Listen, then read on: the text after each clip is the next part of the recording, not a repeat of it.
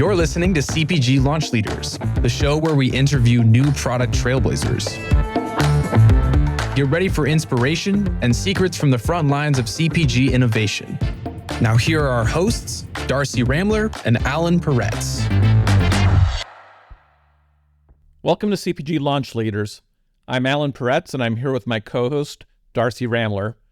Today we're going to talk to Jack Rubin, who's Vice President of Marketing at Intuit. Jack's worked across CPG and financial services, and he's known for his inclusive leadership and his coaching skills. That's right, Alan. Today, Jack is sharing his story of launching Downy Single Rinse, a revolutionary laundry aid that eliminated the need for multiple rinses and long wash times. Jack will take us on his journey of bringing this life-changing product to the market, the many challenges he faced in getting the right internal support and gathering valuable feedback from consumers, to developing effective marketing initiatives and launching the product globally. This is a story of passion, determination, and innovation. So let's dive in. Jack, so good to see you again. Can you tell us a little bit about your background in CPG? Yeah, Alan, great to see you as well. Thanks again for having me. It's a pleasure to be here. I started my career actually working at the Procter & Gamble company, so the largest consumer packaged goods company in the world. One of the things that I thought was amazing about working at P&G for me was what I learned about business and marketing there, that business and marketing can be and should be about adding real value to people's lives. How do you bring them something that meets a real need in their lives, connect them with it when and where they're most receptive to it, and evolve to meet their needs over time? And so I had the opportunity to do that. I worked in Folgers Coffee, worked in Global Fabric Care, worked in the paper business, as we called it, family care, so Charmin, Bounty, and Puffs, and had a fantastic experience there. And today I still work in consumer products in a way, although I'm working financial services and technology. Jack, how we love to start each episode is with this question. Currently, what new product has caught your attention in the market? That's a great question, because I just saw it actually over breakfast. I love what Cheerios does with, I think, what they're calling the Happy Hearts that they release. I think it's once a year. If I'm not mistaken, I think it's around February of every year. And I love that they do that for a couple of reasons. I think one, because it's fun, right? Because you're not always remembering or expecting that it's happening. But I also think because it connects me to both the emotional and the functional benefits of the brand. It takes me back to the advertising over the years where people are connecting heart to heart, right, emotionally, but also the little kids telling their parents, this is a heart healthy food that I want you to have because I love you and I want you to be around a lot longer. So I think that's a lot of fun that they do that to bring some excitement and engagement back in the brand in a very on equity way for both the functional and the emotional benefits. And it's ever living, right? It's continuously showing up. So expanding a little bit on your P&G days, today we're talking about the launch of Downy Single Rinse. Can you tell us more about the product and how you got involved in the project? Oh yeah, that was perhaps a once in a lifetime experience for those of us who got to work on it. The product was originally launched in Mexico, where our team there followed the customer home and saw how they did their laundry and saw that when you're doing your laundry by hand, right, you're doing it in a wash basin where you've got some water where you're washing one garment at a time with some detergent, wringing it out, setting it aside, and then taking your garments and rinsing them. We did a really good job, P&G did, and a lot of other consumer products companies did, of giving you a detergent that did a really good job of cleaning your clothes. And such a good job that it actually left, in addition to helping you clean your clothes, it actually left a bunch of suds on your clothes, right? Because that was part of the signal that you were buying a high quality product, which of course is very important to you, because if you're doing your clothes by hand, in a lot of cases, you may have two sets of clothes, right? The set of clothes that you're wearing, the set of clothes you're washing. And it's probably true not only for you, but for your entire family, and perhaps even for extended family who are living in your home. And so you're doing laundry every single day, and it takes up a large percentage of your time. If you haven't done your laundry by hand lately, perhaps you've washed your hair lately. And so you soap up your hair and then you got to get all the suds out. Depending on the water conditions in a given market, it can take up to 3 to 5 different rinses to get all of those suds out of your garment. And that's a lot of extra water, a lot of extra time. And in some places where water is expensive, a lot of extra money too. And sometimes water is even hard to access, right? And cannot be regularly or daily available. And so you have to do a lot of planning in order to have all of that water to do your laundry on a daily basis. What Downy Single Rinse was this ingenious solution that when you pour it into the rinse basin, you can take your soapy garment that we've now washed really well for you, help you get out any of the dirt, any of the stains, dip that garment into the water, and instantly it not only gets rid of all of the soap, the surfactants, but you can actually see the suds disappearing right away. And so it would take what was 3 to 5 rinses and do it and make it down to a single rinse, right? And saving you hours out of the day. And it was phenomenal, the impact that it had on lives there, and also the impact it had on the business and how it doubled the share of the market that the company had there, which of course then enabled it to expand and grow distribution and marketing and reach and improve more lives. The way I got involved was before P&G launched it in a second country, P&G's competitors actually beat us to 11 other markets. I was brought in as the brand manager to help us figure out a commercial go-to-market plan and a market expansion plan so that we can reach more lives more quickly and improve more lives around the world. Jack, can you tell us a bit about the customer that you were targeting from a shopper standpoint? The people that we were aiming to serve were actually representative of the majority of how, at the time, laundry was done around the world. It was incredibly important that we walk in our customers' shoes and that we go and immerse in their lives in a way that is a lesson that I've taken with me for the rest of my career in every product and every brand that I've worked on since then, because the way that they were doing laundry was so different from what I was accustomed to, and frankly, so different from what any of our team were accustomed to. It didn't matter what country our team members lived in, whether they were part of our global or regional or local teams. They were not personally doing their laundry in this manner, even if it was the majority of the way it was done in the areas in which they lived. And so we had to go to people's homes, oftentimes not necessarily in the main cities where our teams were headquartered. We'd get in a car and drive an hour, 2 hours or further, and make sure that we were watching people in their homes, how they were doing their laundry. We would place the product with them actually for 2 weeks, in some cases before we arrived, and then go there and ask them to show us, how did you do your laundry before you had Downy Single Rinse? How are you doing your laundry now? And literally walk in their shoes and join them through their laundry process to understand how they were doing it, so that we could understand not only product insights, but the kind of insights that would help us speak to them in terms that made sense to them. You can imagine somebody who is spending 4 or 5 hours a day, and that's no exaggeration, doing laundry, might hear, hey, we've got this amazing product that will take that time and cut it by 2/3. Very high desirability of that benefit. Of course, I would want that. Huge gap in believability, right? If this magic elixir existed, wouldn't I already know about it? And so we had to spend a lot of time immersing with them and understanding their lives and understanding where they got information from and who they relied upon for trusted and valid information, in order to then know when and where to speak to them about these life-changing products that we were going to bring into the markets. And even in these marketplaces, you talk about water being scarce or being extremely expensive. Did the product also allow for them to use then that water for other things within the household or so forth? When you ask people to show you their laundry process from the start to the finish, you notice some things.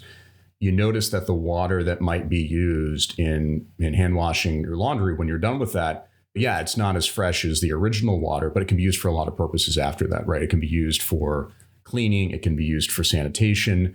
It can be poured in maybe the tank of a commode and used for flushing it. There's a lot of other uses that you can have, and to get even more mileage out of the water that you've used. And interestingly, very interestingly, with the product that we were sharing with them, it not only was able to make the amount of water they had go further so they didn't have to use as much in laundry, but the water that they did use from the laundry now had some interesting properties, right? It now had some perfumes, for example, that smelled nice. And so if you were using that to clean other surfaces, or just rinse down other surfaces, it gave some additional benefits as well. Jack, this was a global product, and I know you racked up a lot of airline miles. Can you tell us a bit about the countries that were involved in the launch? Oh, gosh. At one time I counted it, and I think I was in 20 countries in about 2 years. A lot of time throughout Latin America, obviously Mexico and Venezuela and Colombia, a lot of time in Southeast Asia and the Philippines and Vietnam and Malaysia. We are also in China. We were in, Alan, I think you and I were together in Morocco and Egypt, and then also in Central and Eastern Europe as well, immersing. I'm hoping you kept all of those frequent flyer miles. Oh gosh, I don't know what happened with that over time. Hopefully they went to good use. I will say this: frequent flyer miles. If you're racking those up, it means that you're not with a lot of people that you love very much, and so you must believe in what you're doing. Yeah. And I will say this about those of us who worked on this project: we really believed. There's this saying. There's a passion. Yeah, it was you know what? Working in the tech industry as I do now, there's a phrase, I don't know who coined it, but there's this question you ask people like, are you a missionary or mercenary for what you're doing right now? Mm-hmm. And we were missionaries. I know that term has some other connotations, but gosh, we really knew and saw with our own two eyes in multiple countries the improvements and the benefits that we were bringing to people's lives. This wasn't about just selling a product. It was about providing an experience and improvement in lives, and that we were on that mission for sure. I think that's the thing. You can say you had consumer insights, but it was life-changing what you were experiencing with these consumers. And I think sometimes we underestimate what a product can truly do for people. You look at washing your laundry as a certain process. Never would you think that creating a product would actually change someone's whole trajectory in life. If I can get my laundry done in an hour, I can go make money doing other things for my family, or I can do this much with my time in a day. I mean, imagine someone in a household spending 5 to 6 hours just on laundry for their family. That's so impactful. Darcy, that's so true. And one of the things that I have taken from that experience throughout my career is to continue to work on brands, products, and services where the value that we deliver into people's lives is not equal to, but multiples of the value that we then yield to our other stakeholders, including ourselves and our shareholders. And those are the kind of businesses that you want to be in. And I've worked on a lot of them, a lot of types of brands and products and industries and services. And so that's not limited to just a few, but there are companies, there are cultures, and there are business models where that's the case. And that's what I gravitate toward. And that's where I find I'm going to have the most impact. Jack, I'll tell you, I used TurboTax this year, and I spent 1/12 the amount as I did last year with a CPA, and hopefully got the same result. We'll find out. Well, Alan, I hope that you had a great experience. Darcy, I hope you all had a great experience, and thank you for placing your trust in TurboTax and into it. Alan will report back on episode 2 of his financials there. Yeah. Given that your role was to expand this product, can you share maybe some of your biggest challenges getting internal interest and adoption, or what were some of the pain points there from an internal selling? Because we always think we're always thinking about the consumer or the retail selling, but there's such an internal selling process that has to happen on the innovation side. The barrier that we had with internal stakeholders, and by the way, also with retailers and distribution, was the same barrier that we had with consumers, which is, wait a second, you're telling me that there's some magic elixir that can instantly disperse these suds that people spend hours rinsing out of their garments. Of course I would want that, but there's no way that's true. So that we created, when you hit on a benefit that is that desirable, it actually, interestingly, creates a huge gap with believability. What we wound up doing is taking a lesson that we learned in the consumer research and applying it to working with both our internal stakeholders and even the distributor partners within the markets. And we called it seeing is believing. We would literally show them, both in stores and in advertising and in still images and everywhere, an image of a sudsy garment, a shirt, going into a wash basin. And you can see, because we would make the wash basin clear for the purposes of showing this, you could see the line where the garment hits the water, and above it, it's covered in suds, and immediately below it, it's completely clear and free of suds. That was something that now applied not only in the consumer and advertising. We wound up using that in live demos with stakeholders who are distributor partners or retailers, and then using it with internal stakeholders, whether they're regional general managers or marketing leaders or supply chain leaders who we wanted to feel the same conviction we did. The other thing that we would do, so initially seeing the product and technology, then the question is, okay, but what's the consumer response? Do they respond to this? And that's a really hard thing to communicate verbally. It's a really hard thing to communicate on a slide. And so we figured out through some iteration, we figured out 2 things that worked really well. And I've carried these with me to this day. One is, when possible, to bring them to the customer, to the consumer. Right. And so we did have some experiences where we would recruit key business partners or stakeholders and bring them with us to firsthand research into people's homes and see the difference it would make. The next best step to that, of course, is to bring them to more like central location research. If we can only get a few hours of their time where they can come to a focus group and we can have the respondents talk about, again, their lives before and after exposure to this product. The third best option was when we're doing research with the respondents, hand them a stack of magazines and ask them to cut out 2 sets of pictures. First, cut out pictures that describe your life before using Downy Single Rinse, and then cut out pictures that describe your life having Downy Single Rinse after. And put the first set of pictures on the left-hand side of this sheet of paper or poster board we'll give you, and put the second set of pictures on the right-hand side. In every country we did this in, and I thought this was fascinating because it would be a random stack of magazines we'd give them. In every country we did this in, at least one respondent or a few of them would cut out a photo and put it on the right-hand side of their life now with Downy Single Rinse of a woman with her arms raised in the air. A universal sign of accomplishment, of success. I've achieved success. And in a lot of ways, a sense of liberation from the laundry process, or freedom from doing it, or a lifting of a burden, right? I was going to use the word triumph, like the triumph, right? Like, right. Yes. Yeah. And in several of the markets, the language used, we call it Downy Single Rinse, the functional benefit. And several of the markets, the local language used for that is actually Downy Free Rinse, FRE, because it connotes that moment that people feel. Hi, Jesse. What brings you to the airport? Mike, I'm off to the headquarters to share an update on the big launch. Oh, I've heard it's selling really well. Care to share your secret? Well, just between us, it's all thanks to Bold Labs. Their exclusive digital test market research allows you to optimize your product, marketing, and pricing before the big launch. That sounds fantastic. How can I learn more?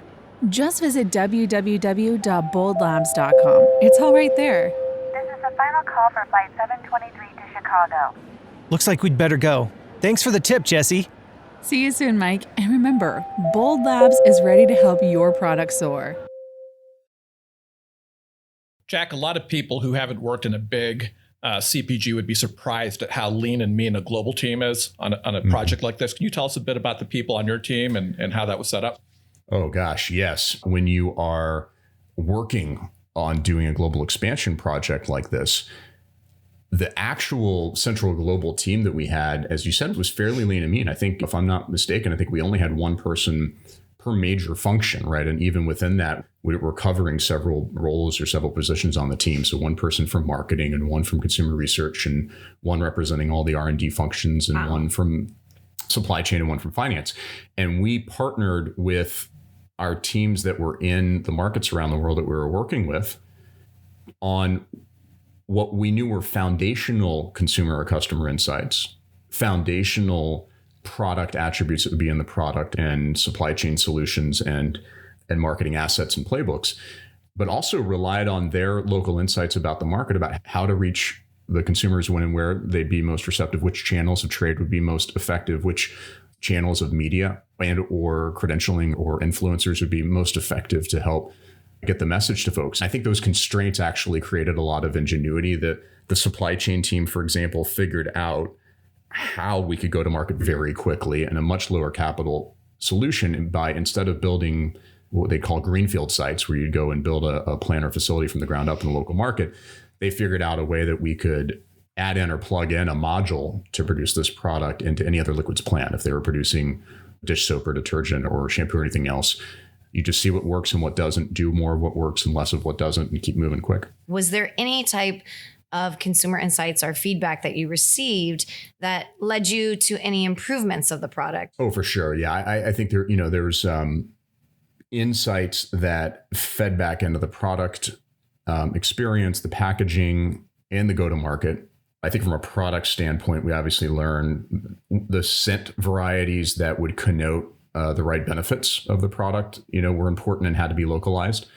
The packaging was very interesting. There were some markets where distribution of larger units of sale, like a half a liter or a liter of solution, was the right way to go to market because of the way that people purchased, the way they had access.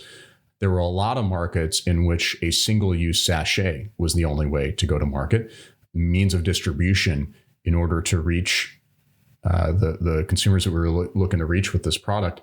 They were able to purchase one sachet at a time And so that was both the volume and the cash outlay that they were able to purchase. And we had to figure out a solution for that. So, Jack, I'm going to test your memory a little bit. I know the price probably varied pretty substantially by market, but you have me interested on these sachets. What would it cost in dollars roughly to buy a sachet of single rinse? Oh, gosh, you're right. I don't remember the exact amounts, but from a relative proportion standpoint, it was cents. It was the equivalent of what people could fit within their cash budget for the day to include their groceries for the day. For those who were purchasing it, and this was an interesting insight in several of the markets where the sachets were there, the concept was almost that while you have to have the cash, it more than pays for itself, right? And other things you don't have to spend money on, or the time that you're able to go and use that for earning other revenue. So I know you had to make hundreds of decisions on this project, but what was the hardest one you remember having to make? As we were proposing the rollout or expansion to more markets, I remember this meeting. We came in and shared with the leadership of the business unit, president of the business unit, and all the functional leaders, the plan. And I think we had recommended it sometimes, this is a few months into this, we'd recommended the next phases of expansion. And I think it amounted to a grand total of 3 or 4 markets over the first year or two or something like that. And I remember the president of the business unit looking at us and saying, you've got a life-changing product. You've got an innovative supply chain solution that lowers the cost of capital and the lead time to install it and get it up and running and produce product. And he just on the spot said he was funding double the number that we had asked for. And I had a feeling coming out of that meeting, it was a lesson for me. I had a feeling coming out of that meeting that if we'd come in asking for twice as many, he would have then doubled it again. I think the lesson that I took from that was to always think about as a leader, what are the decisions that I'm uniquely positioned to make that will unlock or unblock our teams and our growth? And if that's within my power to do that, and we've got enough evidence, then, let's go. Let's make it happen. And obviously we had to do a lot of math and a lot of spreadsheets to make sure that our assumptions were valid there. But that notion that we can unlock and unblock our teams and help them be less afraid of their own success. That's one that I've taken with me from that. Well, you talk about that huge gap, right? And when you're working on that process and so focused on convincing the believability of it, you become so tunnel visioned on focusing on closing that. When you finally get them to the point where they're believing and you have, okay, we're in it with you, you're almost, like you said, you're not ready to run at full pace because you underestimate, what that's going to look like on the other side of things. So it's easy to get stuck in on when you're fighting the battle to convince. And then all of a sudden you get, okay, yes, let's go. It's like, the sky's the limit. And when it comes to something like that, we talked a little bit about the internal selling process. Were there any other barriers in the retail selling process that you guys found, or different markets in different places with that? Yeah, that's a super great question, because you imagine that the retail distribution selling is going to look like one of two things. It's either going to look like a market where we had some business, or there was some, because this is considered a fabric softener or a fabric enhancer. So there was a portion of the aisle. And so then we had to explain why this should take up share of shelf in that aisle from what was already there, whether it was from our company or another one's. And, the retailers are trying to maximize their velocity per point of distribution on the shelf, regardless of your channel of trade they're in.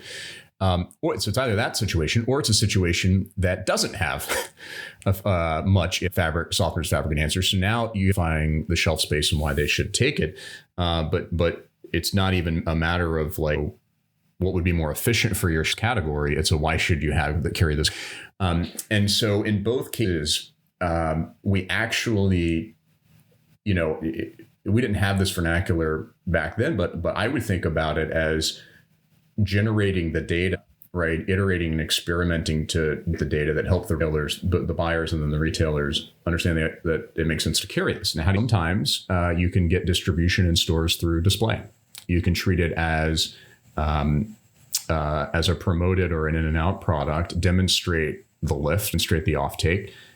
Now, of course, the challenge with that as a marketer is it's very hard to plan a media or a marketing plan that reaches lots of people.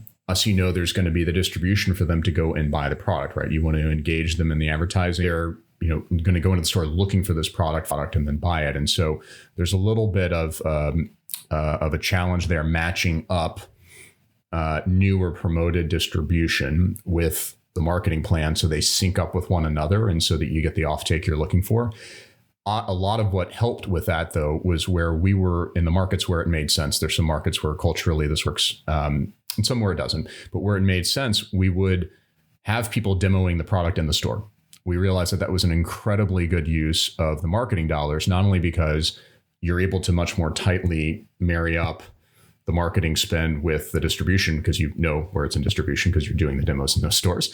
We knew that that would help us overcome the shopper barrier, both the consumer and the shopper barrier to purchase, because they're seeing the product with their own eyes. And we could give the reassurance to the retailer that we were making that investment, that we believed in this as much, that we were going to fund those demos in the store. Absolutely, because you're dealing with a consumer who, if you don't identify or understand them, that is a huge barrier for them, right? They're immediately going to assume someone doesn't walk in my same shoes that's making these products. They don't know what is happening in my household, or they don't know what it takes to just do a single load of laundry. So that is an impactful thing. You talked a little bit about, you meant some competitors maybe beating you to market and so forth. But for you, how did you guys communicate product differentiation, either to the consumers or to the retailers or both?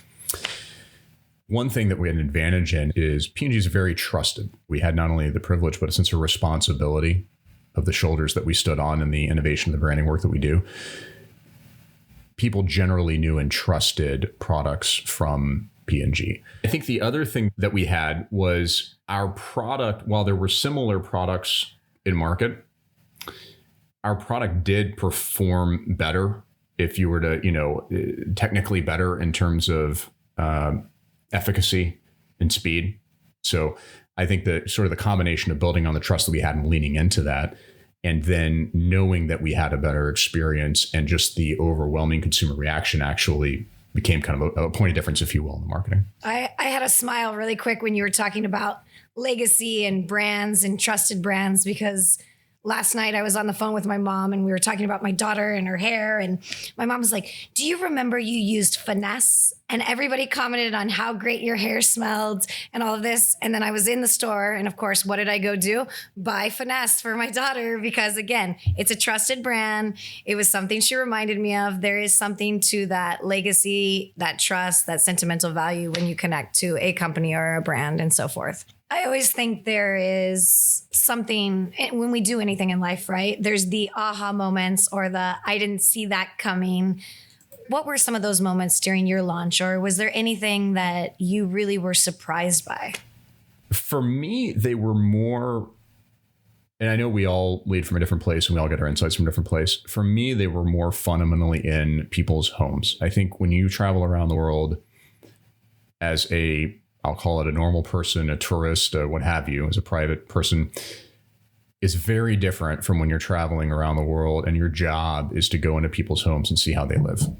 I remember I was in Morocco and we rode in the car for over an hour outside of the city. We're pulling up to a house that's down a dirt road and it's far enough away that you can't really see any of the neighbors' homes. And we get out of the car and we start talking with the consumer who, similar to other ways that we've done this, we had Downy Single Rinse delivered to her and she'd been using it for 2 weeks. I said, well, could you show me your laundry process just from the very beginning? The next thing I know, she's called to one of her sons who goes around behind the house, brings out a donkey, straps onto the donkey these 2 large jars. There are probably a few gallons fit in each of them. And then I watch him walk the donkey off.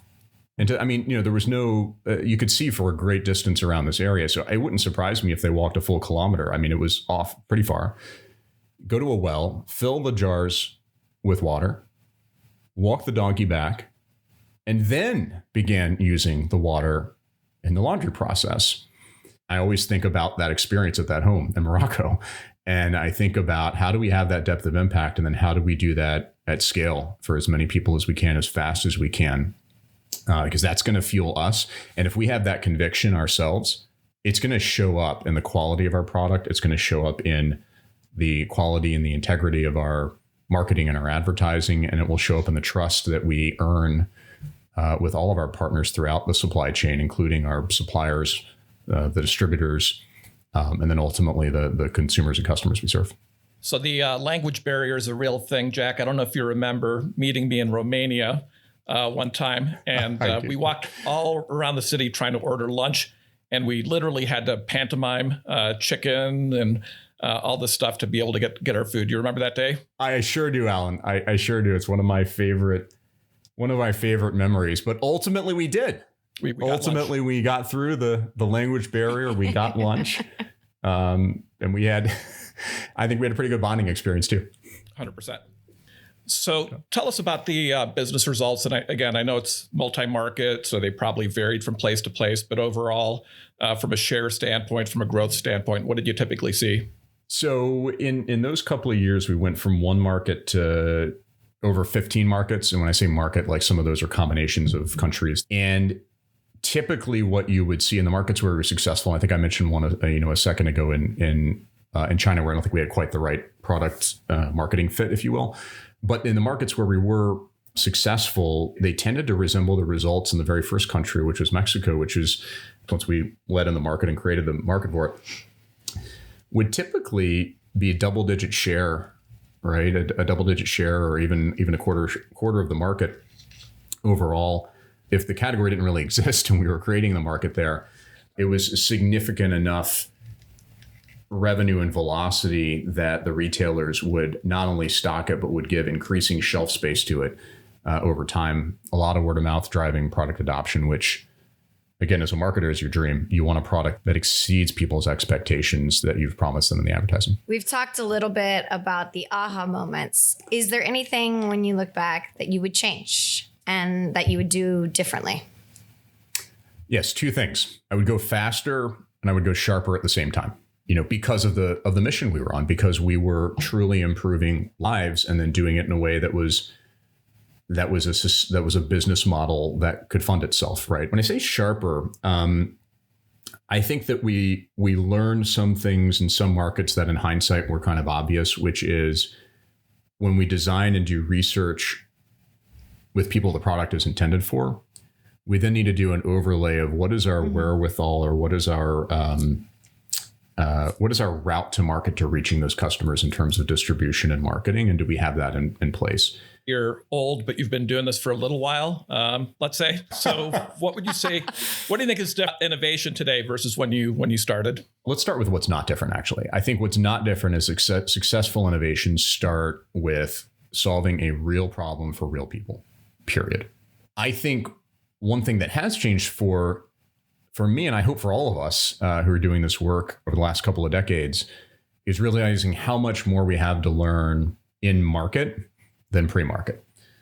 I think a lot of the tools that when I started out in consumer products and innovation, a lot of the tools were geared toward getting absolute certainty before you laid down capital, before you produced product, before you sold in any distribution, absolute certainty of how many people would try it and how many would repeat it and purchase it, and how many people would buy it ongoing, and exactly which SKUs and sizes they would buy and exactly which price points.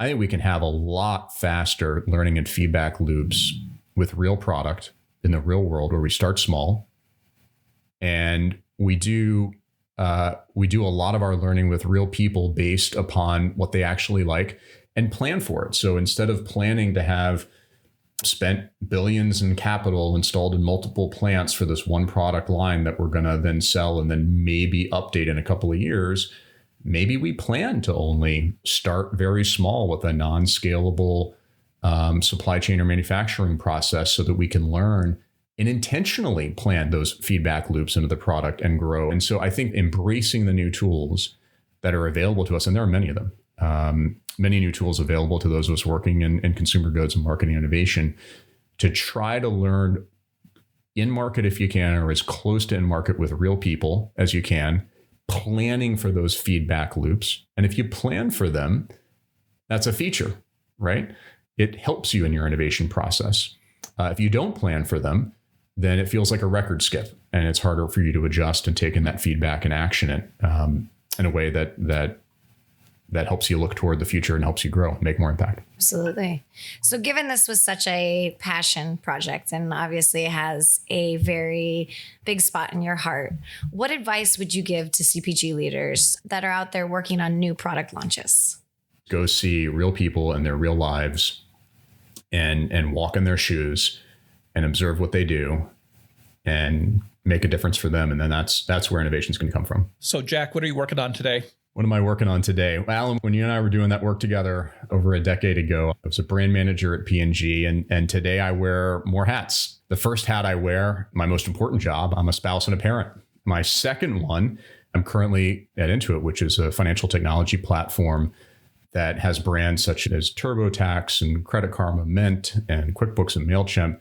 The third hat I'm starting to wear increasingly, which I find just both humbling and rewarding, is getting to share what I've learned over a couple of decades with folks that have a great idea and they're looking to get up the learning curve fast, where I can help them in mentoring or advising folks that at an early stage and are looking for advice on their business or on go-to-market or an organizational strategy, is something that I'm increasingly doing as well, and enjoying a lot, having a chance to broaden and deepen the impact that we all have for others. Jack, thank you so much for being a part of this. This is our inaugural episode. So today, all day, you can say you're number one. And it's really true. This was wonderful. It's a privilege to be here and wonderful always to spend time with y'all. And hopefully we'll do it again. Thank you so much for sharing your story and the journey of Downy Single Rinse. Stories like yours remind us to keep innovating, stay inspired, and let's continue to redefine the world of CPG innovation. Thanks, Jack.